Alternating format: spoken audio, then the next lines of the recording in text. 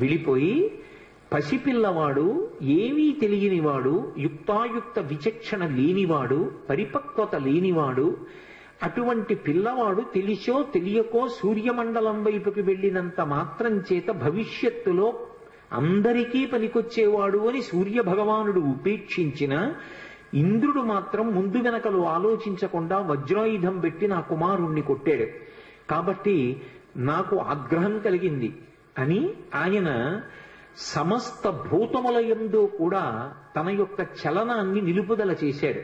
అంటే సమస్త ప్రాణుల యందు కూడా వాయువు లోపల తిరుగుతూ ఉంటుంది. ఏదో ఊపిరి తీసి విడిచిపెట్టడమే కాదు, ఒక్కసారి ఊపిరి తీస్తే అది 10 వాయువులుగా విడిపోతుంది. ప్రాణ అపాన వ్యాన ఉదాన సమాన నాగ కూర్మ కృకర ధనంజయ దేవదత్తములు అని ఈ 10 పేర్లతో విడిపోయినటువంటి వాయువులో ఒక వాయువు ఈ శరీరం అంతా కూడా కదలడానికి, వంగడానికి, సంధిబంధములు నిలబడడానికి కారణమవుతుంది.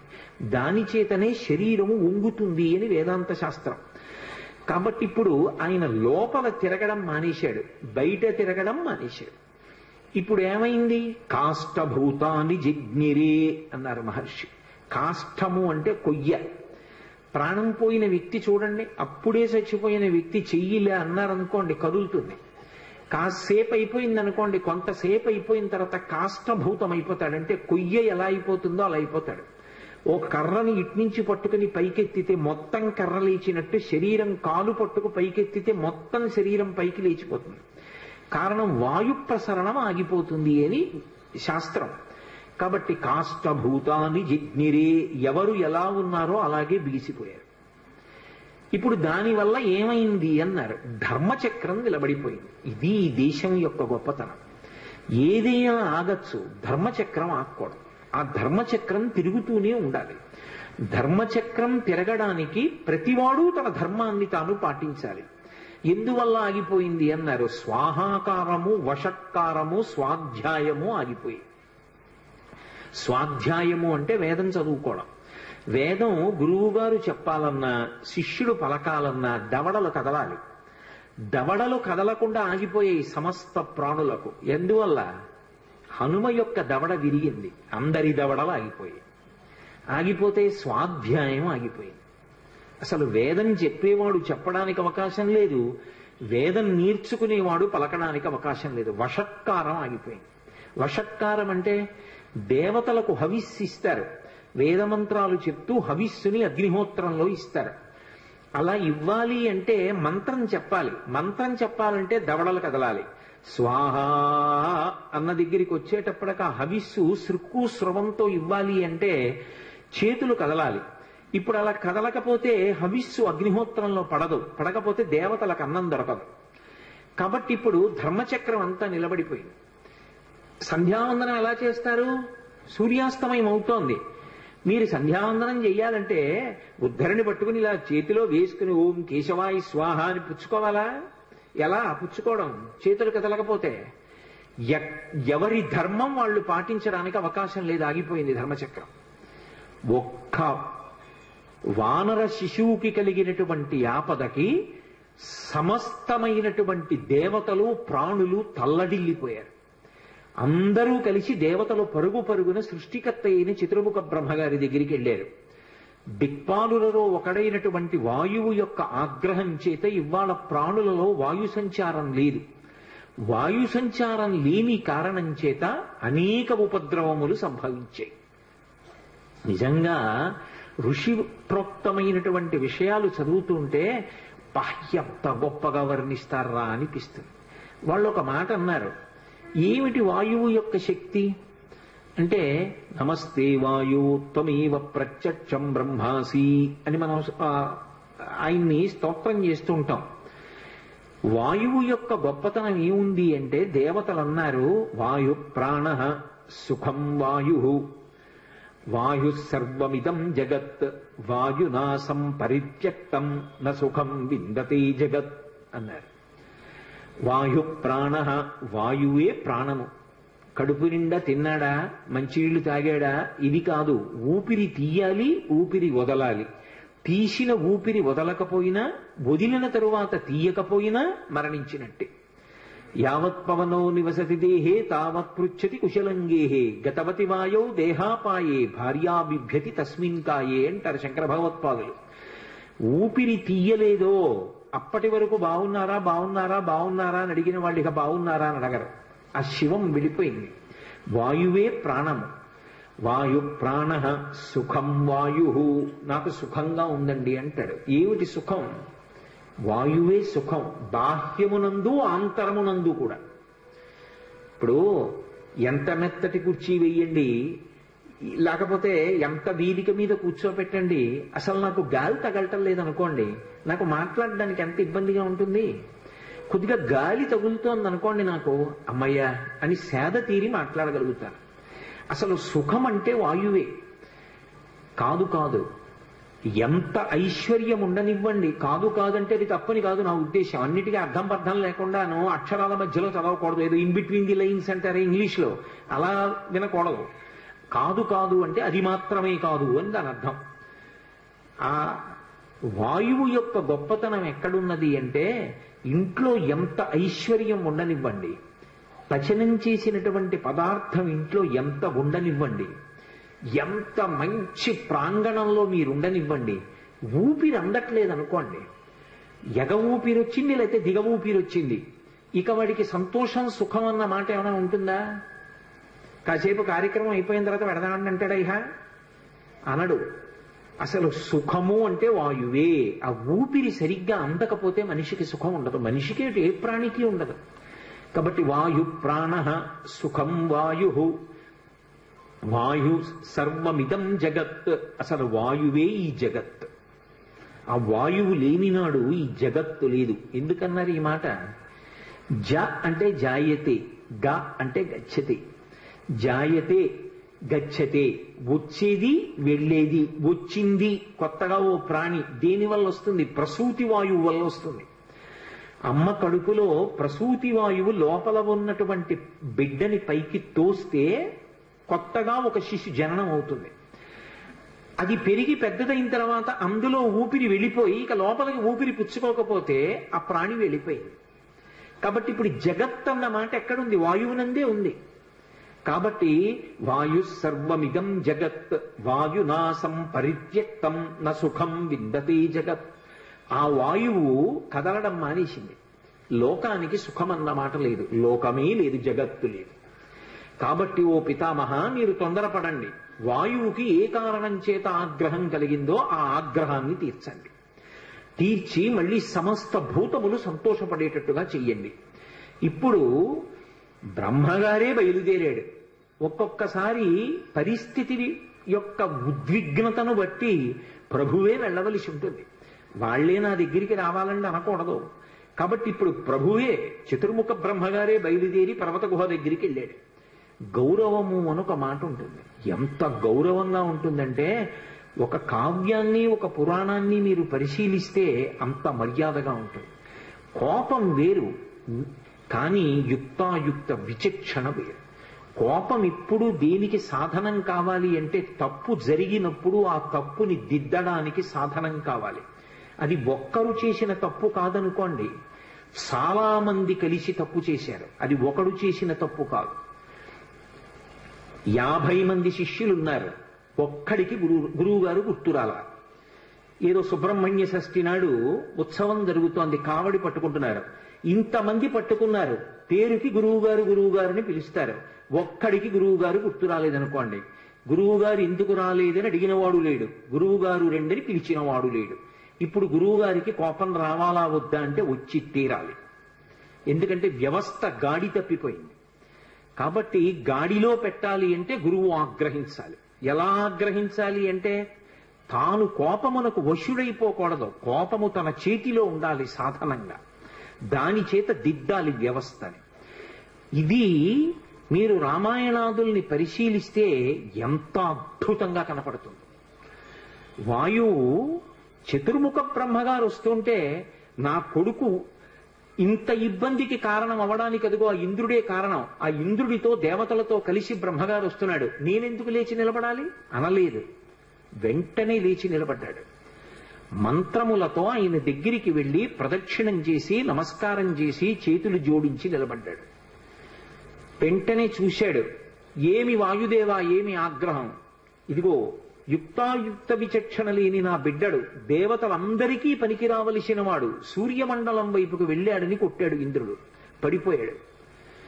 వెంటనే ఆయన తన కమండలంలో నీళ్లు ఆ పిల్లవాడి మీద జల్లి స్పృశించాడు బ్రహ్మగారు. చతుర్ముఖ బ్రహ్మగారి యొక్క స్పర్శ కలగగానే ఆ పిల్లవాడు అప్పుడే పుట్టిన వాళ్ళ మళ్ళీ లేచి కూర్చున్నాడు. లేచి కూర్చుంటే వాయువుతో సహా సమస్త దేవతలందరూ సంతోషించారు. వెంటనే వాయువు మళ్ళీ ప్రసరణం ప్రారంభం చేశాడు. సమస్త భూతముల యందు ఆయా శరీరముల యందు వాయు ప్రసరణం ప్రారంభమైంది. ఆ వాయు ప్రసరణం ఎప్పుడైతే ప్రారంభమైందో అందరూ సేద తీరారు. ఇప్పుడు బ్రహ్మగారు అన్నారు, ఈ పిల్లవాడు మహోత్కృష్టమైనటువంటి మూర్తి, ఇతను దేవతా కార్యములను సాధించవలసిన వాడు, అందుకే నేను ఇతనికి వరమిస్తున్నాను. ఈ పిల్లవాడు బ్రహ్మదండము చేత కూడా కొట్టబడడు. ఇకపైన మీరు కూడా ఈ పిల్లవాడికి వరాలివ్వండి అని ఆజ్ఞాపించాడు దేవతల్ని. సాధారణంగా వరమిస్తే దేవతలు ఏదో ఒక కోర్కె తీరేటట్టుగా ఇస్తారు. కానీ హనుమ విషయంలో చాలా విచిత్రమైన రీతిలో వరమిచ్చారు. ఆ దేవతలందరూ బయలుదేరారు. సూర్య భగవానుడు వచ్చాడు. వచ్చి ఆయన అన్నాడు, ఈ పిల్లవాడికి నేను గురుస్థానం వహిస్తాను. ఒక గురువు దొరకడం అంటే జీవితంలో ఎంత గొప్ప విషయమో అర్థమవుతుంది. అందున ఇవాళ ఆదివారం కాదు, త్రయోదశితో ఉంది సూర్యోదయానికి. హనుమకి సూర్యనారాయణమూర్తి పేరు చెప్తే చాలు పరమ సంతోషం. ఎందుకంటే ఆయన గురువుగారే లోకంలో. అందుకని ఆ సూర్యనారాయణమూర్తి వచ్చి ఈ పిల్లవాడికి తగిన వయస్సు వచ్చిన తరువాత నేను శాస్త్రపాఠం చెప్తాను, ఇతనికి నేను గురువు అవుతాను. ఇంకంతకన్నా లోకంలో కావలసింది ఏముంటుందండి? అసలు తగిన గురువు లభించడం కన్నా అదృష్టం ఉంటుందా? సూర్యుడే వచ్చి గురువు అవుతానన్నాడు. కానీ అది తర్వాత ఎంత చమత్కారానికి దారి తీసిందో మీరు పరిశీలించవలసి ఉంటుంది. దేవేంద్రుడు వచ్చాడు, ఒక విచిత్రమైన కోరిక కోరాడు. ఈ పిల్లవాడిని నేను వజ్రాయుధం పెట్టి కొట్టాను. కొడితే కేవలం ఇతని ఎడమ దవడ ఒక్కటి విరిగింది. ఈ విషయం లోకానికంతటికీ తెలియడం కోసం వజ్రాయుధం పెట్టి కొడితే విరిగినటువంటి ఎడమ దవడ కలిగిన వాడు కాబట్టి హనుమ అని పిలవబడాలి. ఈ పిల్లవాడు ఇక పైన నా వజ్రాయుధము చేత ఎన్నడూ కొట్టబడడు. నా వజ్రాయుధం ఈ పిల్లవాడిని ఏమీ చెయ్యలేదు. వెంటనే యమధర్మరాజు గారు వచ్చాడు. ఆయన అన్నాడు, లోకంలో ఏ ప్రాణులైనా సరే నేను వేసినటువంటి యమపాశముల చేత శరీరాన్ని విడిచిపెట్టేస్తారు, జీవుడు ఉత్క్రమణం అవుతాడు. కానీ ఈ పిల్లవాడు యమపాశముల చేత కట్టబడడు. నా యొక్క అనుగ్రహం లేకపోతే రోగములు వస్తాయి, రోగముల చేత బాధపడతారు జనులు. కానీ ఈ పిల్లవాడి శరీరానికి ఎప్పుడు రోగం రాదు. ఏ రోగం లేకుండా ఎప్పుడూ పరమ సంతోషంతో ఆనందంగా జీవనం చేస్తాడు. యమధర్మరాజు గారు వరం ఇచ్చాడు. వెంటనే వరుణుడు బయలుదేరి వచ్చాడు. ఆయన అన్నాడు, 10 లక్షల సంవత్సరముల తర్వాత కూడా నా వరుణపాశముల చేత ఈ పిల్లవాడు బంధింపబడడు. ఈ పిల్లవాడు నీటిలో మునిగిపోయినా ప్రమాదము జరగదు. నీటి యందు పిల్లవాడికి ప్రమాదము జరగకుండా వరుణపాశముల చేత కట్టబడడు అని నేను వరమిస్తున్నానన్నాడు. కుబేరుడు బయలుదేరి వచ్చాడు. వచ్చి ఆయన అన్నాడు, ఆయనకి ఒక కన్ను పచ్చగా ఉంటుంది, పచ్చటి కన్ను పెట్టుకుని ఉంటాడు కుబేరుడు. సరే, ఆ వృత్తాంతం అంతా వేరనుకోండి. కాబట్టి ఆ కుబేరుడు అన్నాడు, నా కుబేరుని యొక్క దండము చేత యక్షుల చేత ఈ పిల్లవాడు కట్టబడడం, నా శక్తి ఈ పిల్లవాడిని కట్టడానికి సరిపోదు అన్నాడు. పరమశివుడు వచ్చాడు, నా త్రిశూలము చేత కాని నా సంబంధమైన ఏ అస్త్రము చేత కాని ఈ పిల్లవాడు కట్టబడడం. విశ్వకర్మ వచ్చాడు. ఆయన అన్నాడు, సమస్తమైనటువంటి అస్త్రములు నా చేత నిర్మింపబడ్డాయి, శస్త్రములు నా చేత నిర్మింపబడ్డాయి. శస్త్రములు అంటే బాహ్యంలో చేత్తో పట్టుకుని కొట్టడానికి పొడవడానికి పనికొస్తాయి. శూలం, గద, కత్తి, డాలు, ఢమరకం, ఇలాంటి డాలు వంటివి.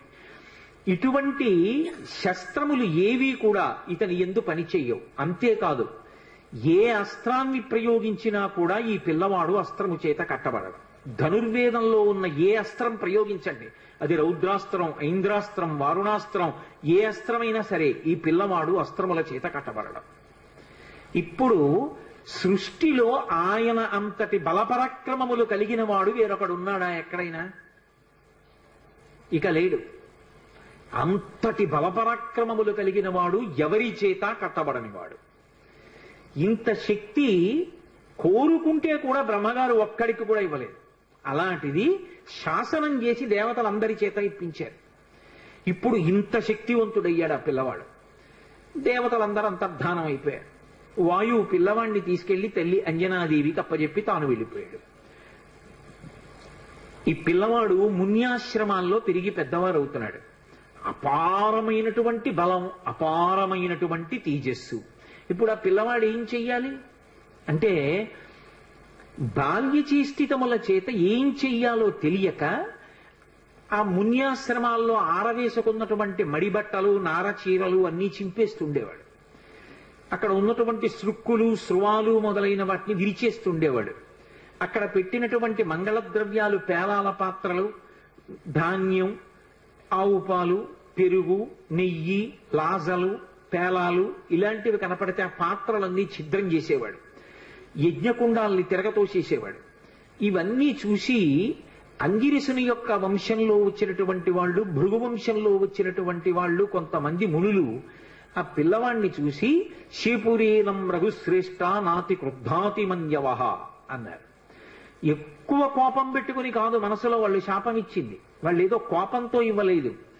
ఈ పిల్లవాడిని తల్లరి చేస్తున్నాడు. చేస్తుంటే ఎప్పుడైనా ఎవరికైనా కోపం వచ్చి చటుక్కున ఏదైనా ఇబ్బంది కలిగితే అలా కలగకూడదంటే ఈ పిల్లవాడికి తన బలం తనకి తెలియకుండా ఉండాలి. ఉంటే అల్లరి చేయడు అని ఈ పిల్లవాడిని వేరొకరు స్తోత్రము చేసే వరకు, అతని బలము అతనికి జ్ఞాపకం చేసే వరకు ఈయన బలము ఈయనకు జ్ఞాపకము ఉండకుండుగాక అని శపించారు. ఎలా? శేపురేనం రఘుశ్రేష్ఠ నాతి క్రుద్ధాతి మన్యవః యదాతే స్మర్యతే కీర్తి తదాతే వర్ధతే బలం. మళ్ళీ ఎప్పుడు ఈయన్ని స్తోత్రం చేస్తారో, ఈయనకి ఇచ్చినటువంటి శాపాన్ని చెప్తారో, ఎప్పుడు ఈయన బలాన్ని ఈయనకి జ్ఞాపకం చేస్తారో అప్పుడు ఆయన బలం ఆయనకి వచ్చేస్తుంది. అగస్త్యుడు ఉత్తరకాండలో రామచంద్రమూర్తితో మాట్లాడుతున్నాడు. మళ్ళీ వెనక్కి రండి. అడిగాడు కదూ రామచంద్రమూర్తి, మరి హనుమ యొక్క ప్రభువైనటువంటి సుగ్రీవుడి అన్నగారైన వాలి చేత తరమబడుతూ భూమండలమంతా తిరుగుతున్నా వాలి కన్నా, రావణాసురుడి కన్నా బలవంతుడైనటువంటి హనుమ వాలిని ఎందుకు నిగ్రహించలేదు? ఇది రామచంద్రమూర్తి ప్రశ్న. దానికి అగస్త్య మహర్షి జవాబు చెప్పి అన్నారు, తెలియదు హనుమకి తన బలం తనకి తెలియదు కాబట్టి నేను వాలిని నిగ్రహించగలను అని తెలియక సుగ్రీవుడు పారిపోతుంటే ఆయన వెంట తాను కూడా పారిపోయాడు తప్ప తాను రక్షించే ప్రయత్నం చెయ్యలేదు. కానీ ఎప్పుడు మళ్ళీ తెలిసింది హనుమకి తన బలం తనకి అంటే సుందరకాండ ప్రారంభంలో, కిష్కింధకాండ చిట్ట చివర్లో సముద్రాన్ని దాటవలసి వచ్చినప్పుడు వానరములన్నీ వెళ్లి ఆ సముద్రపు ఒడ్డున కూర్చున్నాయి. దక్షిణ తీరంలో లంకకి చేరాలి, ఉత్తర తీరంలో కూర్చునున్నారు వానరులందరూ. కొన్ని లక్షల వానరములు కూర్చునున్నాయి. ఎదురుగుండా 100 యోజనముల సముద్రం కనపడుతోంది. నేను దాటగలనన్నవాడు మాత్రం కనపడలేదు. 10 యోజనములు, 20 యోజనములు, 30 యోజనములు, 90 యోజనములు వెడతానన్నవాడే తప్ప 100 యోజనములు దాటి వెళ్ళగలనన్నవాడు లేడు. యువరాజు అంగదుడు లేచి అన్నాడు, నేను 100 యోజనముల సముద్రాన్ని గడచి వెళ్ళగలను, కానీ మళ్ళీ తిరిగి రాగలనో లేనో నమ్మకం లేదన్నాడు.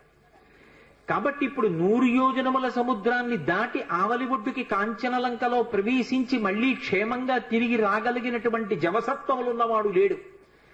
అందరూ చతికిలబడి కూర్చున్నారు. తన బలం తనకి జ్ఞాపకం లేదు కాబట్టి హనుమ కూడా కూర్చున్నారు. అప్పుడు జాంబవంతుడు లేచాడు. జాంబవంతుడు చతుర్ముఖ బ్రహ్మగారు ఆవలిస్తే వచ్చినవాడు. అందుకని ఆయనది దీర్ఘాయుష్మంతుడు. అందుకే మీకు ద్వాపర యుగంలో కూడా కనపడతాడు. ద్వాపర యుగంలో కూడా వినాయక చవితి వ్రతకల్పంలో శ్రీకృష్ణ భగవానుడితో యుద్ధం చేస్తాడు. ఆ జాంబవంతుడు లేచి ఒక మాట అన్నాడు, నాయనా హనుమా, నీ బలాన్ని నువ్వు మరిచిపోయావు, నీ బలం నీకు జ్ఞాపకం లేదు. ఒకానొకప్పుడు శ్రీ మహావిష్ణువు వామనమూర్తిగా వచ్చి బలిచక్రవర్తి దగ్గర 3 అడుగులు దానం అడిగారు. ఇచ్చాను, నీకు కావలసిన భూమిని తీసుకో, కొలుచుకో అన్నాడు బలిచక్రవర్తి. వెంటనే ఆ చిన్న పిల్లవాడిగా వచ్చినటువంటి వామనమూర్తి తన యొక్క పాదముల చేత 3 అడుగుల భూమిని కొలవడం కోసమని ఒక పాదంతో ఈ భూమినంతటినీ కొలిచాడు, ఒక పాదంతో ఆకాశాన్నంతటినీ కొలిచాడు. 3వ అడుగు ఎక్కడ పెట్టను అన్నాడు.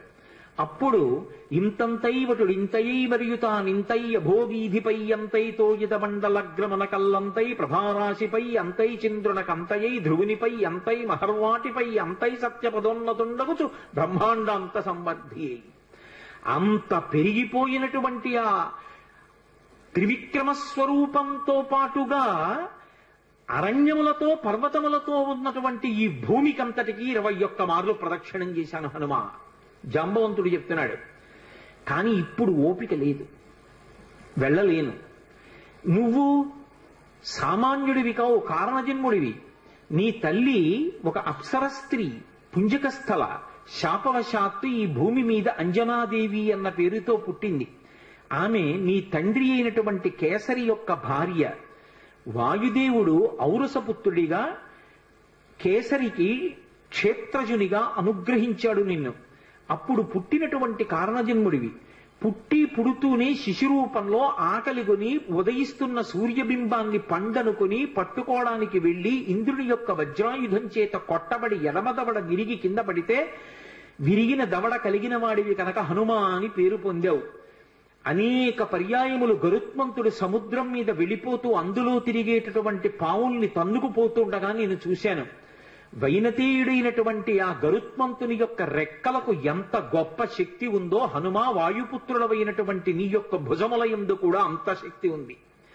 నీ బలాన్ని నువ్వు జ్ఞాపకం తెచ్చుకో. ఒకప్పుడు ఋషుల యొక్క శాపకారణం చేత నీ బలాన్ని మరిచిపోయావు.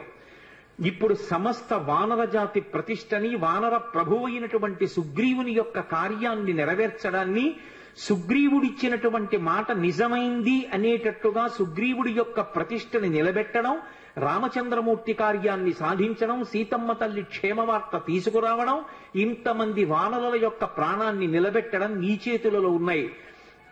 హనుమ, వాయువు, గరుత్మంతుడు, నువ్వు, మీ ముగ్గురికే ఇంతటి వేగం ఉన్నది. అటువంటి నీవు ఇలా నిస్తేజుడిలా కూర్చోవడం మర్యాద కాదు.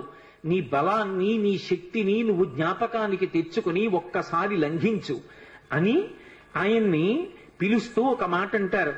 హనుమాన్ హరిరాజస్య సుగ్రీవస్య సమోహ్యపి రామలక్ష్మణయోశ్చాపి తేజసాచ బలేనచ.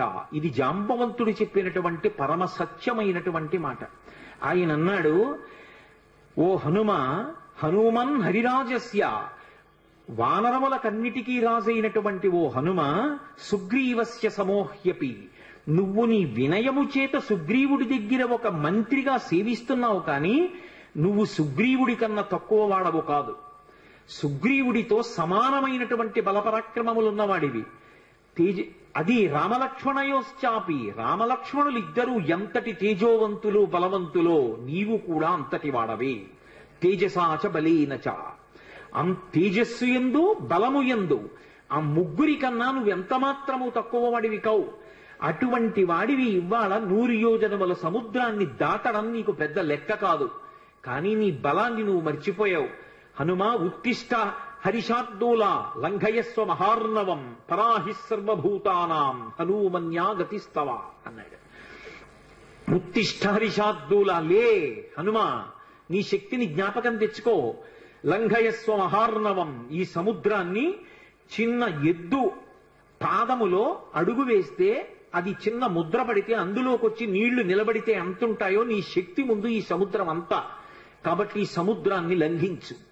ఉత్తిష్ట హరిషార్దూలా లంఘయస్వ మహార్ణవం పరాహి సర్వభూతానాం. ఇది హనుమ యొక్క గొప్పతనం. హనుమన్యాగతిస్తవ సర్వభూతానాం. ఈ సృష్టిలో ఎన్ని భూతములున్నాయో అన్ని భూతముల కన్నా కూడా తేజోవంతుడవు, గమనమునందు అటువంటి వేగమున్నవాడివి నువ్వే. పరాహి సర్వభూతానాం హనుమన్యా గతిస్తవ, నీ యొక్క వేగం అటువంటిది. అంతటి వేగమున్నవాడివి నువ్వు ఇవాళ ఇలా కూర్చోవడం బావులేదు, లే నీ బలాన్ని పుంజుకో అన్నాడు. ఎప్పుడైతే జాంబవంతుడు కీర్తించాడో వెంటనే హనుమ యొక్క శాపం నివారణమైపోయింది. ఇప్పటికీ తెలియక ఓ మాట అంటుంటారు, మనం ఆయన బలం ఆయనకి జ్ఞాపకం చేయాలండి అని. మనం జ్ఞాపకం చేయక్కర్లేదు, ఎప్పుడూ ఆయన శాపం తీరిపోయింది. తీరిపోయి తన బలం తాను జ్ఞాపకానికి తెచ్చుకున్నారు కాబట్టే వెంటనే ప్రతిజ్ఞ చేశారు. లేచి నిలబడి, ఇక్కడి నుంచి నేను కాని సముద్ర లంఘనాన్ని ప్రారంభం చేస్తే నేను నా పాదములతో భూమిని దట్టించినప్పుడు ఈ భూమి ఊంచుకోలేదు. అందుకే మహేంద్రగిరి మీద నిలబడి అక్కడి నుంచి బయలుదేరి వెడతాను. నాకిప్పుడు ఎంత సంతోషంగా ఉందంటే, అపారమైనటువంటి వేగము కలిగినటువంటి బంగారు రెక్కలు అల్లారుస్తూ ప్రయాణించేటటువంటి గరుత్మంతుడు సముద్రం మీద తీవ్రమైన వేగంతో వెడుతూ పావుల్ని తన్నుకుపోతుంటే ఏకకాలంలో ఆ గరుత్మంతుడి చుట్టూ కొన్ని వందల పర్యాయములు ప్రదక్షిణం ఆచరించగలను. సముద్రానికి ఉత్తర తీరంలో నిలబడి వంగి ఉత్తర తీరాన్ని నా చేతితో స్పృశించగలను. గోష్పదీకృతవారాసిం మచకీకృత రక్షసం రామాయణ మహామాలా రత్నం వందే అనిలాత్మజం. ఎద్దు పాదంలో నీరు నిలబడితే దాటడం ఎంత అవలీలగా దాటగలరో అంత అవలీలగా దాటగలను. ఈ పర్వతములతో, నదులతో, సముద్రంతో శోభిస్తున్నటువంటి ఈ భూమండలాన్నంతటినీ తిరగవేసి సముద్రంలో కలిపేయగలను. పర్వతాలనన్నిటినీ కూడా నా తొడల వేగంతో చూర్ణం చెయ్యగలను. ఆకాశాన్ని ఒరుసుకుంటున్నాడా అన్నట్టుగా ఆకాశ మార్గంలో ఈ సముద్రాన్ని దాటి ఆవలి ఒడ్డుకు చేరగలను. ఇప్పుడే బయలుదేరుతానని మహానుభావుడు బయలుదేరారు. అలా జాంబవంతుడు చేసినటువంటి ప్రార్థన చేత, ఆయన చేసినటువంటి స్తోత్రం చేత హనుమ యొక్క శాపము ఎన్నడో నివారణమైపోయింది. అటువంటి హనుమ సూర్యనారాయణమూర్తి ఇచ్చినటువంటి అనుగ్రహం మేరకు సూర్య భగవానుడికి శిష్యుడయ్యాడు. లోకంలో ఎందరో శిష్యులుంటారు. గురువుగారి దగ్గర పాఠం నేర్చుకున్న వాళ్ళు, శాస్త్రం చదువుకున్న వాళ్ళు. కానీ అందరు శిష్యులు ఒకెత్తు, హనుమ ఒక్కరూ ఒకెత్తు. హనుమ వంటి శిష్యుడు లోకంలో ఉండరు. ఎందుచేత అంటే లోకంలో ఎక్కడైనా గురువు పాఠం చెప్పాలి అంటే తాను స్థిరంగా కూర్చుని శిష్యుల్ని కూర్చోబెట్టుకుని పాఠం చెప్తారు. అథవా గురువుగారు అటు ఇటు నడుస్తూ పాఠం చెప్పడం విన్నాం. గురువుగారు మధ్యలో తెర కట్టుకుని శిష్యులకు పాఠం చెప్పడం విన్నాం పతంజలి చరిత్రలో. కానీ సూర్యుడు హనుమకి పాఠం చెప్పడానికి ఆగకూడదు. ఎందుకంటే కాలగమనం ఆగిపోతుంది కాబట్టి ఆయన ఉదయాద్రి మీద బయలుదేరి అస్తాద్రికి వెళ్ళిపోయే పర్యంతము ఆయనతో పాటుగా ప్రయాణిస్తూ పాఠం వినాలి. ఆయన పోని ప్రయాణించేటప్పుడు చంద్రుళ్ళ సుధాకిరణుడై ఏం చల్లగా ఉండడు. నిమిషానికి ఆయన తేజస్సుని పుంజేసుకుంటాడు. మధ్యాహ్న కాలం అయ్యేటప్పటికే మార్తాండ బింబంగా ఉంటాడు. దుర్నిరీక్షమైనటువంటి ప్రకాశంతో ఉంటాడు. అటువంటి సూర్యనారాయణమూర్తి దగ్గర కూర్చుని పాఠం వినడం ఎలా సాధ్యం? పోని గురువుగారు పాఠం చెప్తుంటే ఆయన నేర్చుకున్నది వ్యాకరణం. పైగా వ్యాకరణం నేర్చుకోవాలి అంటే కేవలం విని నేర్చుకోవడం కుదరదు. పుస్తకం చేతితో పట్టుకుని గురువుగారికి పక్కన నిలబడి ఇలా చెవి పెట్టి గురువుగారితో సమానంగా కూర్చోవడం గాని, గురువుగారితో సమానంగా నిలబడ్డం గాని చేసి పాఠం నేర్చుకోకూడదు. గురువుగారు వస్తుంటే కొంచెం ముందుకు వెడుతూ ఇలా చెవి పెట్టి విందామంటే గురువుగారికి పృష్ఠభాగం చూపించకూడదు. గురువుగారికి ముందుకు నిలబడి పాఠం వినాలి. గురువుగారికి ఎదురుగుండా నిలబడదామంటే నిరాధారమైన ఆకాశ మార్గంలో సూర్యనారాయణమూర్తి యొక్క రథం వెళ్ళిపోతుంటుంది. దుర్నిరీక్షమైన తేజస్సు క్షణానికి పుంజేసుకుని మీదకొస్తాడు. అంత వేగంతో సూర్యుడు వస్తే అంత వేగంతో వెనక్కి నడవాలి. వెనక్కి నడుస్తూ చేతిలో శాస్త్రం పట్టుకుని శాస్త్రం వంక చూస్తూ, గురువుగారి ముఖం వంక చూస్తూ, గురువుగారు చెప్పిన మాటలు వింటూ శ్రద్ధతో చదువుకుంటూ నేర్చుకుంటూ వెనక్కి నడవాలి. నడిచి గురువుగారు అస్తాద్రికి చేరుకునేటప్పటికీ శిష్యుడు అస్తాద్రికి చేరుకుని ఆ రోజు పాఠం పూర్తి చెయ్యాలి. ఎవరైనా వెళ్ళగలరా? సూర్యుడి దగ్గర పాఠం నేర్చుకోగలరా? మహానుభావుడైనటువంటి స్వామి హనుమ నేర్చుకున్నాడు.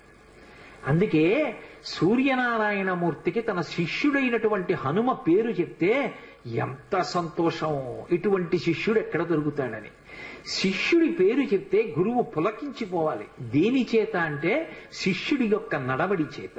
శిష్యుడి నడవడి చూసి గురువు ఛీ అనే రోజు తెచ్చుకోకూడదు. అంతకన్నా అసహ్యకరమైన విషయం లోకంలో ఎక్కడుంటుంది?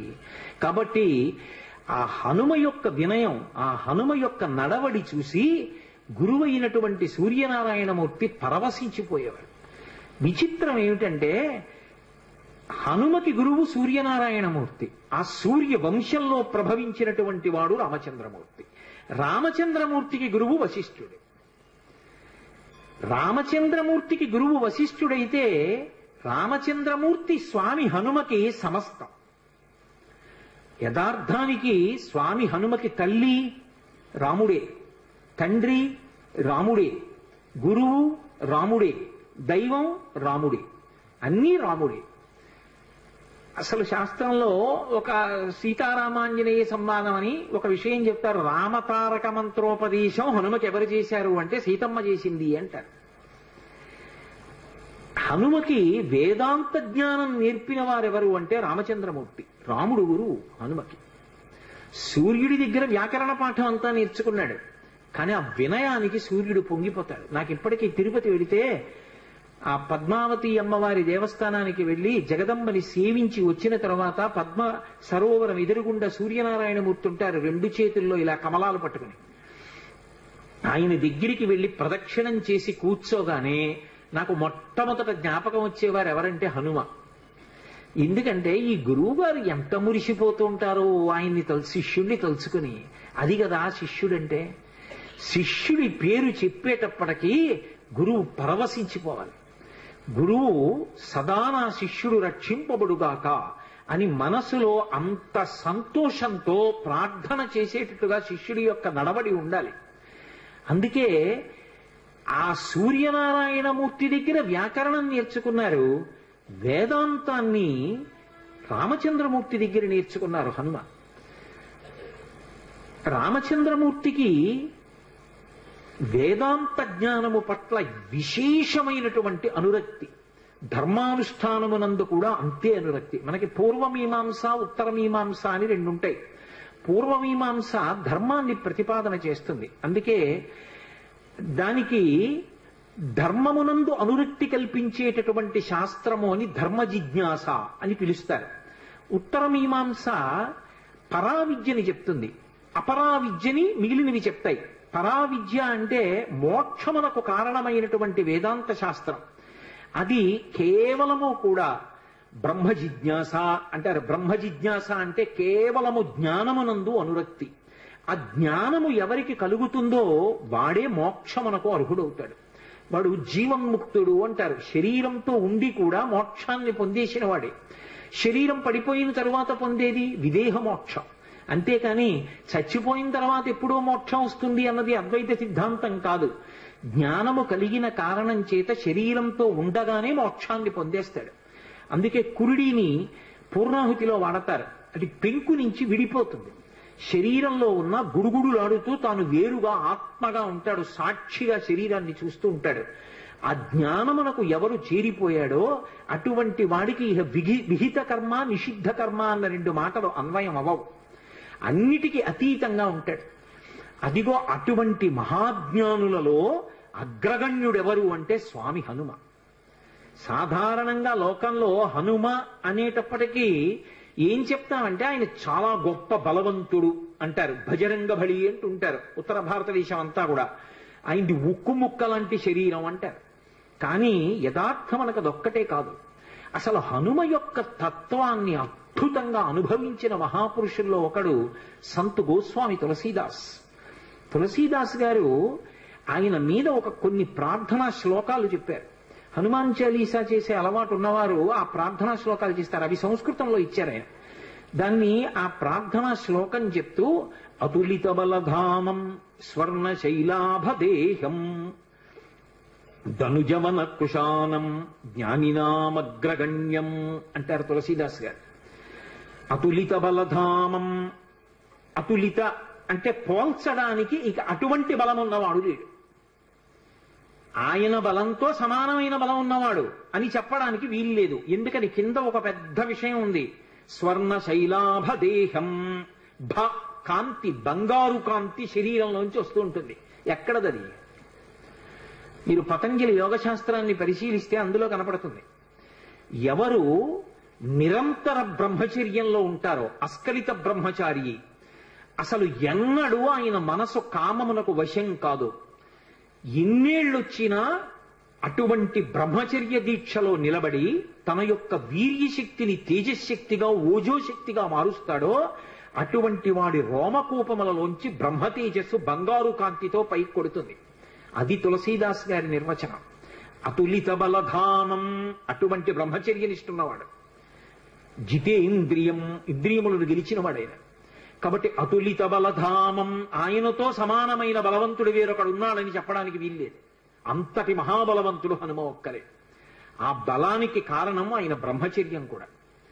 అతులిత బలధామం స్వర్ణ శైలాభదేహం, అది యోగశాస్త్ర రహస్యం. అందుకన్నారు తులసీదాస్ గారు, ఏదో శరీరం బంగారు కాంతి చెప్పడానికి కాదు. తులసీదాసు గారు అపరిమితమైనటువంటి హనుమ యొక్క అనుగ్రహాన్ని పొందిన మహాపురుషుడు. స్వర్ణ శైలాభదేహం ధనుజవన కృషానం, రాక్షసులు అనబడేటటువంటి వనాన్ని అంతటినీ కూడా కార్చిచ్చు రూపంలో కాల్చేసినవారు. కార్చిచ్చు అని అంటుకుంటుంది అరణ్యంలో, రోహిణీ కార్తీ అటువంటి వాటి సమయంలో అంటుకుంటుంది. అసలు ఆ కార్చిచ్చు చూడ్డానికి భయం వేస్తుంది. మీరెవరైనా ఎప్పుడైనా చూశారో లేదో, నాకు ఒకసారి ఈశ్వరుడు దాన్ని చూసేటటువంటి అవకాశం కల్పించాడు. ఒకప్పుడు మంచి వేసవి కాలంలో శ్రీశైలం క్షేత్రంలోంచి కిందకు వచ్చేస్తున్నాను. మేము వచ్చేస్తున్నటువంటి కొండలకి ఆవలి వైపు కొండల మీద కార్చిచ్చు అంటుకుంది. కార్చిచ్చుకో లక్షణం ఉంటుంది, మామూలుగా ఇలా నిలబడి మండదది, అది దూకుతుంది మంట. అసలు చూడ్డానికి గజ గజ గజ గజ వణికిపోతాం. అది ఇక్కడి నుంచి పెద్ద వలయం తిరిగినట్టుగా ఇలా తిరుగుతుంది, తిరిగి దూకుతుంది అవతల వైపుకి. ఆ దూకుతున్నప్పుడు అది దేని మీదకి దూకుతూ వెడుతుంటుందో అదంతా బూది కుప్పల కింద పడిపోతుంటాయి చెట్లు. అది అలా అంటుకుపోతుంది, అంటుకుపోయి వ్యాపించేస్తూ దూకుతూ వెళ్ళిపోతుంది. అలా ఒక గంట ఉందంటే అరణ్యం అంతా కాలిపోతుంది. అందులోంచి ప్రాణులు కూడా తప్పుకోలేవు. ఎంత వేగంగా వెళ్లే ప్రాణులు కూడా కాలిపోతాయి, పక్షులు కూడా పడిపోతాయి ఆ వేడికి. అలా వెడుతుంది. అబ్బా, ఏమి ఉపమానం అండి తులసీదాస్ గారిది! ఏం అనుభవించారు హనుమ యొక్క శక్తిని! ఎవరు వెయ్యగలరు ఇంకటువంటి ఉపమానం? హనుమ యొక్క అవతారమే అంటారు. హనుమతో మాట్లాడేవారు, హనుమతో కలిసి కూర్చున్నారు, హనుమ వలన ఎన్నో విషయాలు తెలుసుకున్నారైనా. అటువంటి వారు కాబట్టి అటువంటి మాటలు వెయ్యగలిగారు హనుమ గురించి. అందుకే హనుమాన్ చాలీసా అంత శక్తివంతమైంది లోకంలో. స్వర్ణ శైలాభదేహం ధనుజవన కృషానం జ్ఞానినామగ్రగణ్యం, ఇది తులసీదాస్ గారి ప్రార్థన. ఇప్పుడు నేను తులసీదాస్ గారి ప్రార్థన అంతా చెప్పి వ్యాఖ్యానం చేయడం అంటే అయ్యే పని యథార్థానికి. ఏదో పైకి తేల్చేస్తున్నాను కానీ ఎప్పుడైనా నాతో పరమేశ్వరుడు హనుమాన్ చాలీసాకి వ్యాఖ్యానం చేస్తే అప్పుడు ఇద్దరు. కాబట్టి జ్ఞానినామగ్రగణ్యం, జ్ఞానుల యందు అగ్రగణ్యుడు, మామూలు వాడు కాదాయన, జ్ఞానుల యందు అగ్రగణ్యమైనటువంటి వాడు. ఎక్కడది ఈ విషయాలన్నీ తులసీదాస్ గారు ఎట్నుంచి కలుపుతున్నారు? నేను ఇందాక మీతో మనవి చేశానే, ధర్మ జిజ్ఞాస బ్రహ్మ జిజ్ఞాస అని ఉంటాయి అని. ధర్మ జిజ్ఞాస రాముడు అరణ్యవాసంలోనూ రాజ్య పరిపాలనలోనూ నిరూపణం చేశాడు. ఆయన ఎక్కడ నేర్చుకున్నాడు ఈ బ్రహ్మ జిజ్ఞాస? యోగవాసిష్టం అని ఓ గ్రంథం ఉంది, అద్వైత సిద్ధాంతానికి ఆయుపట్టు. వశిష్ఠుడు గురువై అద్వైత రహస్యములను, అసలది జ్ఞానవాసిష్టము అంటారు. అటువంటి జ్ఞానాన్నంతటినీ వశిష్ఠుడు రామచంద్రమూర్తికి ప్రబోధం చేశాడు. అప్పుడు విన్నాడు, అనుభవంలోకి తెచ్చుకున్నాడు. మీరు ఎప్పుడైనా అటువంటి మూర్తిని చూశారో లేదో నాకు తెలియదు. నాకు జ్ఞాపకం ఉంటే నేను ఈ 5 రోజుల్లో మీకు ఆ మూర్తిని తీసుకొచ్చి చూపిస్తాను. ఒక అద్భుతమైన ప్రార్థనా శ్లోకం ఉంటుంది. రాముడు రాజ్య పరిపాలకుడిగా కాదు, గురువుగా కూర్చుంటే ఎలా కూర్చుంటాడో. వైదేహీ సహితం సురద్రుమతలే హైమే మహామంటపే మధ్యే పుష్పకమాసనే మణిమయే వీరాసనే సుస్థితం అగ్రే వాచయతి ప్రభంజనసుతే తత్వం మునిభ్యః పరం వ్యాఖ్యాంతం భరతాదిభిః పరివృతం రామం భజే శ్యామలం అని. ఇందులో ఒక పెద్ద చమత్కారం ఉంది. హనుమ పాఠం నేర్చుకోవడం అంటే ఎన్ని విచిత్రాలు జరిగాయి అనుకుంటున్నారు? రాముడు ఎక్కడ నేర్చుకున్నాడు అసలు ఈ చెప్తున్న పాఠాన్ని? వశిష్ఠుడి దగ్గర నేర్చుకున్నాడు. వశిష్ఠుడెవరు? శ్రీమన్నారాయణుని యొక్క శిష్యుడు. ఎందుకని? మీరు అద్వైత గురు పరంపర చెప్పారనుకోండి, నారాయణం పద్మభువం వశిష్ఠం శక్తించ తత్పుత్ర పరాశరంచ వ్యాసం శుకం గౌడపాదం మహాంతం అని గోవింద పాదంచ తథాస్య శిష్యాం అని చెప్తాం. ఆ తర్వాత శంకర భగవత్పాదులు వారి యొక్క శిష్యులు, ఆ పరంపర అంతా వస్తుంది. అందులో నారాయణం మొట్టమొదటి గురువు శ్రీమన్నారాయణుడు. నారాయణుని తర్వాత వచ్చిన గురువు పద్మభువం. అంటే నారాయణుని తర్వాత అంటే ఇంకో ఉద్దేశ్యంతో కాదు, నారాయణుని యొక్క గురుత్వమును అందుకుని గురువుగా ప్రకాశించిన వాడు బ్రహ్మగారు. బ్రహ్మగారి స్థానంలోకి మళ్ళీ బ్రహ్మగారిలా గురువు స్థానంలో కూర్చుని ప్రబోధం చేసిన వాడు వశిష్ఠుడు. ఇప్పుడు వశిష్ఠుడికి గురువెవరు? బ్రహ్మగారు. బ్రహ్మగారికి గురువెవరు? నారాయణుడు. కాబట్టి ఇప్పుడు వశిష్ఠుడికి నారాయణుడు ఏమవుతాడు? పరమగురువు అవుతాడు. గురువు గారి గురువు పరమగురువు కదా. ఇప్పుడు మా గురువు గారు ఉన్నారు, మా గురువు గారికి గురువు గారు నాకు పరమగురువు గారు అవుతారు. అలా వశిష్ఠుడికి నారాయణుడు ఏమవుతాడు? పరమగురువు అవుతాడు. అందుకే నారాయణుడి పేరు చెప్తే వశిష్ఠుడు ఏం చెయ్యాలి? వెంటనే లేచి నిలబడి నమస్కారం చేయాలి. పరమగురువు గారి పేరు చెప్పినా పరమగురువు గారు కనపడ్డా. కానీ రామావతారం దగ్గరికి వచ్చేటప్పటికి ఒక చమత్కారం జరిగింది. ఆ వశిష్ఠుడు రాముడికి గురువుగా వచ్చాడు. రాముడెవరు? నారాయణుడు. ఇప్పుడు రాముడు ఏం చేశాడు? వశిష్ఠుడి పాదాలు పట్టుకుని నమస్కారం చేశాడు. చేసి పాఠం చెప్పమని అడిగాడు. ఇప్పుడు తనకి పరమగురువైన నారాయణుడు తనకి శిష్యుడై తన కాళ్ళు పట్టుకుంటే పాఠం చెప్పాడు వశిష్ఠుడు. ఇదొక చమత్కారం రామావతారంలో గురు శిష్యుల విషయంలో. అటువంటి వశిష్ఠుడి దగ్గర యోగవాసిష్టం జ్ఞానవాసిష్టం నేర్చుకున్నాడు, అనుభవంలోకి తెచ్చుకున్నాడు. తెచ్చుకుని ఇప్పుడు ఈ పాఠం ఎవరికి చెప్పాలి? దానికి అర్హుడైన వాడు ఉండాలి. ఎవడు అర్హుడు? ఏ కోరిక లేనివాడు. ఏ కోరిక లేకపోవడం అంత తేలిక మార్గం అనుకోకండి. ఏ కోరిక అడగడానికి లేకపోవడం అంటే అది గురువు గారు కోరుకునేటటువంటి అద్భుత స్థితి కలిగిన శిష్యుని యొక్క లక్షణం. అదే సామాన్యమైన విషయం కాదు. ఎవరుంటారు అలా? కనపడడం ఏం మాటలండే. ఆ స్థితికి చేరుకోవడం హనుమ ఒక్కరే. అందుకే వైదేహీ సహితం సురద్రుమతలే హైమే మహామండపే. బంగారు మండపంలో రామచంద్రమూర్తి కూర్చున్నారు. మునులు కూడా వచ్చారు ఆయన దగ్గర వినడానికి. కానీ ఆయన ఎవరికి ఉపదేశం చేశారో తెలుసా? ఆయనకి ఉపదేశం చేస్తుంటే మిగిలిన వాళ్ళందరూ విన్నారు. ఎవరికి? హనుమకి ఉపదేశం చేశారు. ఎందుకని? అగ్రేవాచయతి ప్రభంజన సుతే తత్వం మునిభ్య పరం వ్యాఖ్యాంతం భరతాధిభి పరివృతం రామం భజే శ్యామలం. నీలమేఘఛాయ కలిగినటువంటి రాముడు తత్వోపదేశం చేస్తే ఇలా ముద్ర పడతాడు, చిన్ముద్ర. ఇలా చిన్ముద్ర పట్టి ఎలా కూర్చుంటాడంటే వీరాసనే సుస్థితం.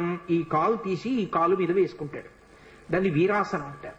అంటే గురువు గారు కేవలం జ్ఞానోపదేశం చెయ్యడానికి మాత్రమే కూర్చున్నారు.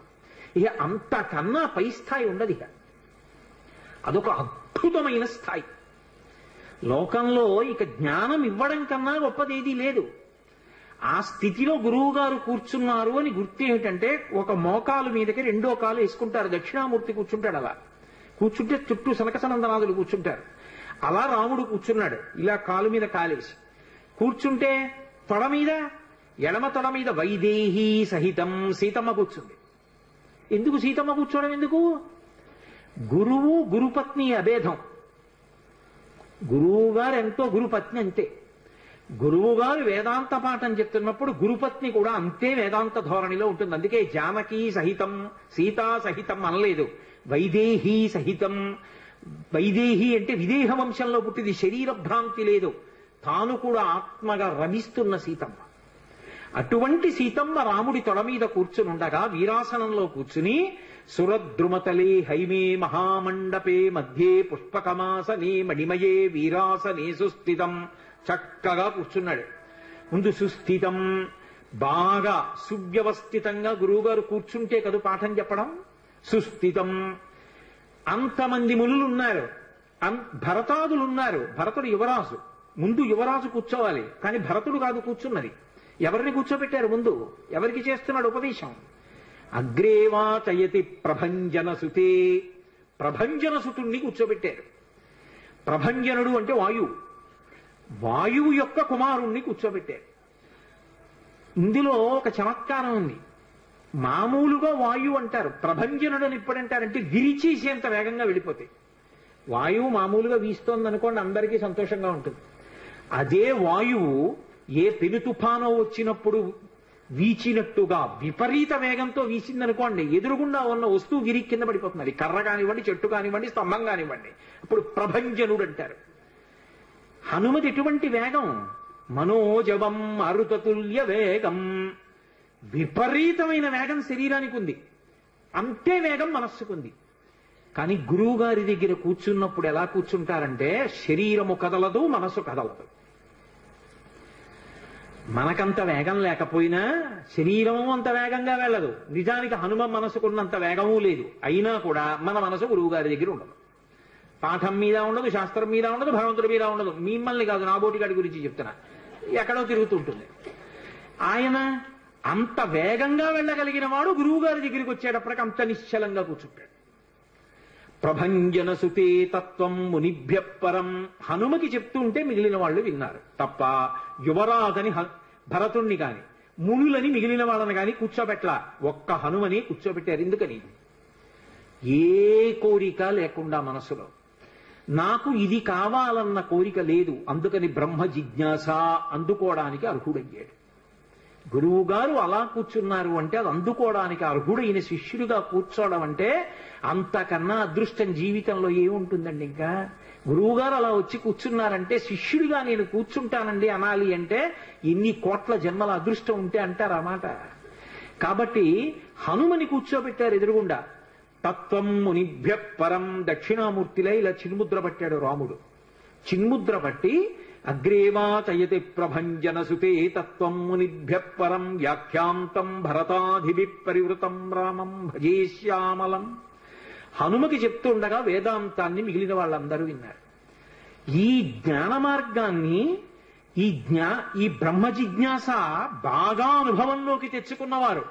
అందుకే మీకు మహాభారతంలో ఆరణ్య పర్వంలో గంధమాదన పర్వతంలో ఆ అరటి తోటలో ఒక పర్వత గుహలో యోగంలో తనలో తాను రమిస్తూ కూర్చుని ఉంటారు. అంతటి మహాయోగమూర్తి హనుమ. అటువంటి వారు అంతటి మహాశక్తివంతుడు. ఎంత శక్తివంతుడో అంత వేగంతో వెళ్ళగలిగినటువంటి వాడు. అలా గురువు గారి దగ్గర జ్ఞానపాఠాన్ని నేర్చుకున్నటువంటి వాడు. ఆ జ్ఞానాన్ని అనుభవంలోకి తెచ్చుకుని యోగ మార్గమునందు అలా నిలబడినటువంటి వారు. అందుకే మీరు ఎప్పుడైనా హనుమ దగ్గర ప్రదక్షిణం చేశారనుకోండి, అదొక్కటి చాలు మిమ్మల్ని అనుగ్రహించేస్తుంది. మీరు ఏ కోరికతోనైనా చెయ్యవచ్చు. ఆయన పరబ్రహ్మస్వరూపుడై అనుగ్రహించేస్తాడు. ఎందుకంటే అలా యోగమునందు నిలబడగలిగిన ప్రజ్ఞాశాలి కనుక. శ్రీరామాయణంలో ఒక చమత్కారం ఉంది. దాని పేరే రామాయణము. రాముడితో మిగిలిన వ్యక్తులందరూ నడుస్తారు. అసలు రాముడు కనిపించని కాండ ఉండదు సుందరకాండ వినా. సుందరకాండలో రాముడు కనపడకపోయినా రామ కథ ఒకటికి 10 మార్లు చెప్పబడుతుంది. అటువంటి రామచంద్రమూర్తి వలన ఉపకారము కాని ప్రత్యుపకారము కాని పొందనివాడు రామాయణమునందు లేడు. ఆయనకి ఉపకారం చేసిన వాళ్ళందరికీ ప్రత్యుపకారం చేశారు. ఒకవేళ ఉపకారం చేయకపోయినా ఉపకారం చేశారు. కానీ ఆయన ఉపకారాన్ని పొంది కూడా ప్రత్యుపకారం నేను చెయ్యలేను అని చెప్పింది ఎవరితో అంటే ఒక్క హనుమతోని చెప్పారు. రామాయణ పరిసమాప్తి సమయంలో హనుమని దగ్గరికి పిలిచి గట్టిగా కౌగిలించుకుని ఒక మాట అన్నారు. మదంగే జీర్ణతాం యాతు ఎత్తయోపకృతం కపేహి నరహ ప్రత్యుపకారాణం అపత్సాయ అతిపత్రతాం అన్నారు. హనుమా, నువ్వు చేసిన ఉపకారము నా శరీరమునందు జీర్ణమైపోవుగాక. ఎందుకని? నువ్వు నాకు చేసిన ఉపకారానికి నీకు ప్రత్యుపకారం చెయ్యడం ఇక సాధ్యం కాదు. నేను కష్టంలో ఉంటే నువ్వు నా భార్య యొక్క జాడ కనిపెట్టావు. ఇప్పుడు నీకు ప్రత్యుపకారం చేయాలంటే నీకు అటువంటి కష్టం కలగాలి. కోరచ్చా నేను? అందుకని నేను కోరను. నీకటువంటి ఆపద రాదు. కాబట్టి నీకు నేను ప్రత్యుపకారం చెయ్యలేను. నీవు చేసిన ఉపకారము నా శరీరమునందు జీర్ణమైపోవుగాక అని కౌగలించుకున్నారు. హనుమ ఒక్కరు తప్ప రామాయణం మొత్తం మీద ఈ స్థితిని పొందిన వారు వేరొకరు లేరు. అందుకే రామచంద్రమూర్తి అవతార పరిసమాప్తి సమయంలో ఆయనతో అందరూ వచ్చేస్తానని వెనక వెళ్ళిపోతున్నప్పుడు హనుమని కూడా అడిగారు. హనుమ నువ్వు వస్తావా అని అడిగారు. రామచంద్ర ప్రభో, మీరొకటి, మీ కథ ఒకటి, మీ నామం ఒకటి కాదు. ఎక్కడ ఏమి తెలిసినా తెలియకపోయినా రామనామము రామనామము రమ్యమైనది రామనామము అంటే అక్కడికి వెడతాను. రామ కథ చెప్తే వెడతా, రామాయణం చెప్తే వెడతా. ఇప్పుడు రాముడు అన్నాడు, మక్కథా ప్రచరిష్యంతి యావల్లోకే హరీశ్వర తావద్రమస్య సుప్రీతో మద్వాక్యమనుపాలయం. రామశాసనం హనుమకి. ఎక్కడ రామనామం చెప్పినా, ఎక్కడ రామ కథ చెప్పినా, ఎక్కడ రామాయణం చెప్పినా హనుమా నువ్వు అక్కడికి వెళ్ళి కూర్చుని వింటూ ఉండు. హనుమ సభలోకి వచ్చారు అంటే సభలో ఉన్న వాళ్ళందరికీ మంగళమే. నన్ను నమ్మండి, చచ్చిపోయేవాడు కూడా బతుకుతాడు. హనుమ దర్శనం అంత గొప్పది. ఆయన దర్శనం చేస్తే చాలు. నిన్నను మీతో చెప్పా, సంధ్యాకాల దర్శనంతో సమానం. ఉపద్రవాలు కూడా తొలగిపోతాయి. అంత శక్తివంతం హనుమద్ దర్శనం అంటే. అటువంటి హనుమ సభలోకి ప్రవేశిస్తారు, ప్రవేశించి అనుగ్రహిస్తారు. ఎందుకని అంటే పైన రామశాసనం ఉంది. ఇదే మహానుభావుడు తులసీదాస్ గారి జీవితంలో జరిగింది.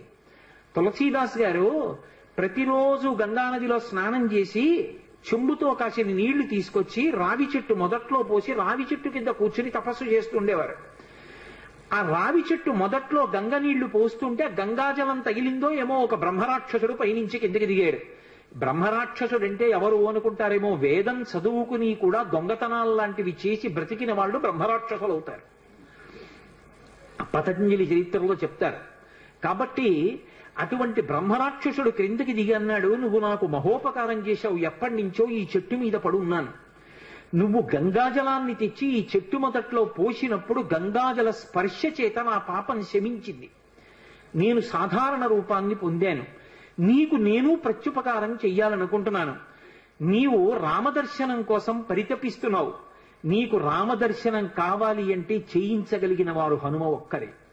హనుమ రోజు వస్తుంటారు. ఎక్కడికొస్తారో తెలుసా? ఎక్కడెక్కడ రామనామం జరుగుతుందో, ఎక్కడెక్కడ రామనామం ప్రస్తావనకు వస్తుందో, ఎక్కడెక్కడ రామ కథ చెప్పబడుతుందో అక్కడ ఉంటారు. కాశీలో హనుమాన్ ఘాట్లో ఒక వ్యక్తి రోజు రామాయణం చెప్తున్నాడు. అక్కడికి వచ్చి కూర్చుంటారు. ఎలా గుర్తుపడతావో తెలుసా? అందరికన్నా ముందు సభలోకి వస్తారు. అందరికన్నా ఆఖరణ కళ్ళ నీళ్ల పెట్టుకుని ఒక్కడు తలదించుకుని నడిచి వెళ్ళిపోతూ ఉంటాడు. నువ్వు గుర్తుపట్టి వెంట వెళ్ళు అన్నారు. అప్పుడు ఆ రూపంలో వెళ్ళారు. అన్ని వేళలా అలా వెళ్ళరు, ఏ రూపంలోనైనా వెడతారని. కాబట్టి తులసీదాస్ గారు హనుమాన్ ఘాట్కి వెళ్ళి కూర్చున్నారు. అందరికన్నా ముందు ఒక వ్యక్తి వచ్చాడు రామాయణం వినడానికి.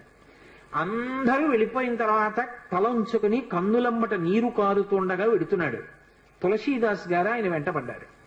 ఆ వ్యక్తి కనిపెట్టాడు, ఎవరో నన్ను వెంబడిస్తున్నారని. ఆయన హనుమ, ఆ ముందు వెడుతున్నవారు.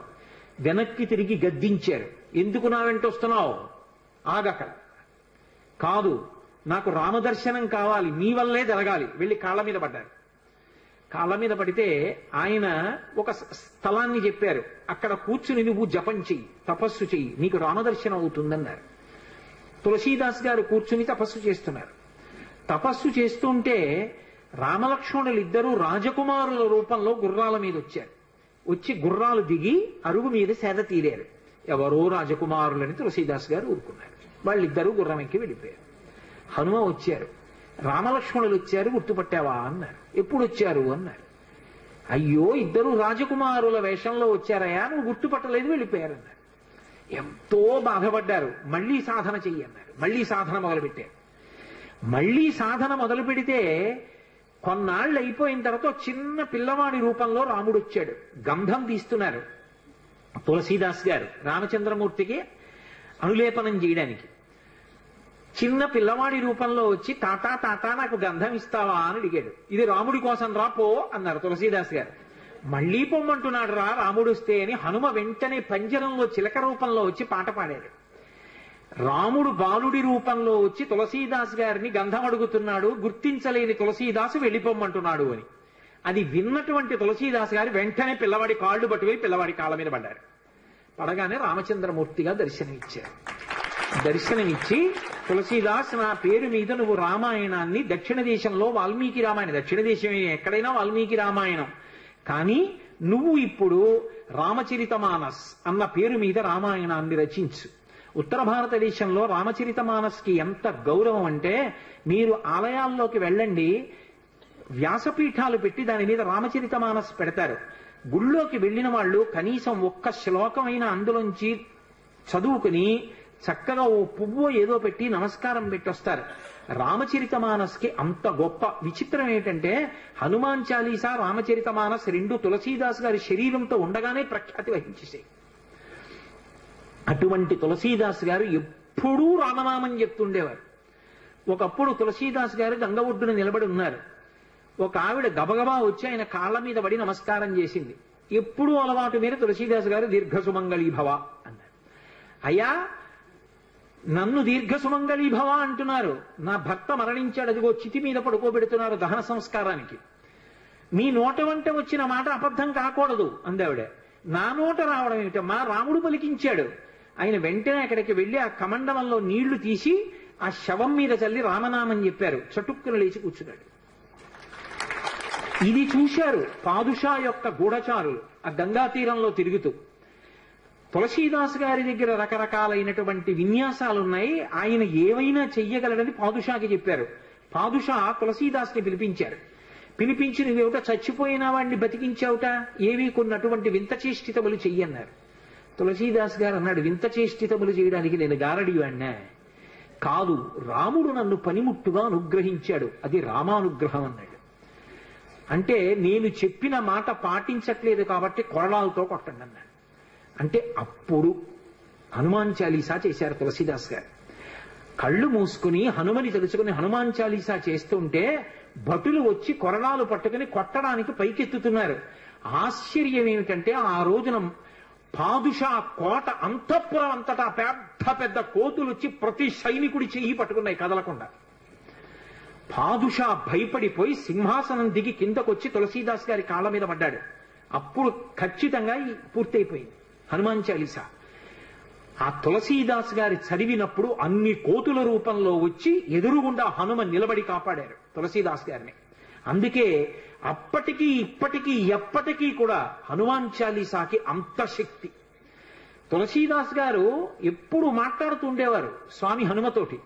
రామాయణ రచన చేసేటప్పుడు, రామచరితమానస్ రాసేటప్పుడు ఏ ఏ ఘట్టం దగ్గరికి వచ్చేటప్పుడు ఆయా ఘట్టం దగ్గర మళ్ళీ హనుమకి చదివి వినిపిస్తూ ఉండేవారు. హనుమ అంతా చదివి సరేనంటుండేవారు. అబ్బో, ఎన్ని చమత్కారాలు వాళ్ళిద్దరి మధ్యలో, ఎన్ని విశేషాలు జరిగాయో తులసీదాస్ గారికి హనుమకి. అంతటి గొప్ప అనుబంధం. అందుకే హనుమ గురించి తులసీదాస్ గారు ఏవి చెప్పారో అవన్నీ కూడా అద్భుతమైనటువంటి విషయాలు. రామచరితమానస్ అంత గొప్ప గ్రంథం. తులసీదాస్ గారిని అనుగ్రహించారు మహానుభావుడు స్వామి హనుమ. అనేకమైనటువంటి అవతారాల్లో ఈ లోకంలో వచ్చి ఎందరినో అనుగ్రహించారు.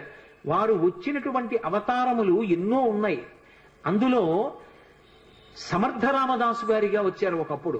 నారాయణ అన్నది ఆయన యొక్క అసలు పేరు. ఆ పిల్లవాడికి తల్లిదండ్రులు పెట్టిన పేరు. కానీ ఆ పిల్లవాడు విశేషమైనటువంటి రామభక్తి తత్పరుడయ్యాడు. పెళ్లి నిశ్చయం చేశారు. పిల్లవాడిని పెళ్లిపీటల మీద కూర్చోబెట్టారు.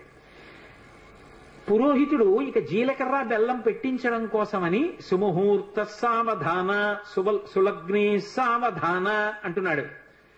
పెళ్లి కొడుక్కి ఇంకోలా వినపడింది, సావధాన సావధాన. ఇలాగే అందరూ గృహస్థాశ్రమంలోకి వెళ్ళిపోతున్నారు, లంపటంలోకి వెళ్ళిపోతున్నావు, ఇక నిన్ను నువ్వు ఉద్ధరించుకోలేవు, నా మాట విను, ఇప్పటికైనా మించిపోయింది లేదు, ఇంకా సుముహూర్తం రాలేదు, తొందరపడు అన్నట్టుగా వినపడింది. సావధాన సావధాన అన్నది జాగ్రత్త పడు అన్నట్టు వినపడింది ఆ నారాయణ అన్న పిల్లవాడికి. అంతే హనుమ యొక్క అనుగ్రహం ఆవేశించింది. హనుమదవతారం అంటారు సమర్థరామదాస్ గారు. ఒక్కసారి పెళ్లి మంటపంలోంచి 10 దూకులు దూకి వెళ్ళిపోయారు. వెళ్ళిపోయి గోదావరిలో దూకేశారు. దూకేసి గోదావరి నదినంతటినీ కూడా ఈది ఆవలి ఒడ్డుకు వెళ్ళిపోయి 10 రోజులు ఆగకుండా నడిచి వెళ్ళిపోయారు అరణ్యంలో. వెళ్ళిపోయి గోదావరి నందిని అనేటటువంటి 2 నదుల యొక్క సంగమ స్థానంలో కూర్చుని నిరంతర రామధ్యానం చేస్తుండేవారు. అంత రామధ్యానం చేసి రామదాసు అని పేరు పొందారు. ఒకప్పుడు బదరీ వెళ్ళారు వారు. బదరీ వెళ్ళి ఆనాడు దేశంలో ఉన్నటువంటి అధార్మికమైన విషయాలు చూసి వ్యగ్రత చెంది ఒక జలకూపమునందు శరీర పరిత్యాగం చేస్తానని నిర్ణయించుకున్నారు. రామచంద్రమూర్తి ప్రత్యక్షమయ్యాడు. నీ వలన ధర్మం నిలబడాలి, నువ్వు శరీర పరిత్యాగం చేస్తే ఎలా? నువ్వు సమర్థుడవు ధర్మం నిలబెట్టడానికి. నీ వలన ఒక వ్యక్తి ధర్మాన్ని నిలబెట్టేవాడు తయారవుతాడు. అందుకే సమర్థ రామదాస్ అన్న పేరుతో లోకంలో వ్యవహరించమన్నారు. సమర్థ రామదాస్ అని పేరు మార్చుకుని హిమాలయ పర్వతాల నుంచి వస్తుంటే ఆయనకి హనుమత్ సాక్షాత్కారం అయింది. సమర్థ రామదాసు గారికి దీక్ష ఎవరిచ్చారు అంటే స్వయంగా హనుమ ఇచ్చారు. ఆయనకి జపమాల, కమండలం, అలాగే కృష్ణాజినం, ఆ దీక్షా వస్త్రాలు, వీటన్నిటినీ కూడా స్వామి హనుమయే అనుగ్రహించారు. ధర్మ సంస్థాపన కోసమని సమర్థ రామదాసు గారు కోదండాన్ని, బాణాన్ని పట్టుకు తిరుగుతుండేవారు. ఒకప్పుడు ఆయన వేదాంత బోధ చేస్తుంటే గోదావరి తీరంలో కొంతమంది బ్రాహ్మణులు వచ్చి ఆయన్ని విమర్శించారు. నువ్వేమో వేదాంత బోధ, పట్టుకున్నది ధనస్సా, చేతిలో బాణమా, ఈ వేదాంతం సత్యమా, ధనస్సు బాణం సత్యమా?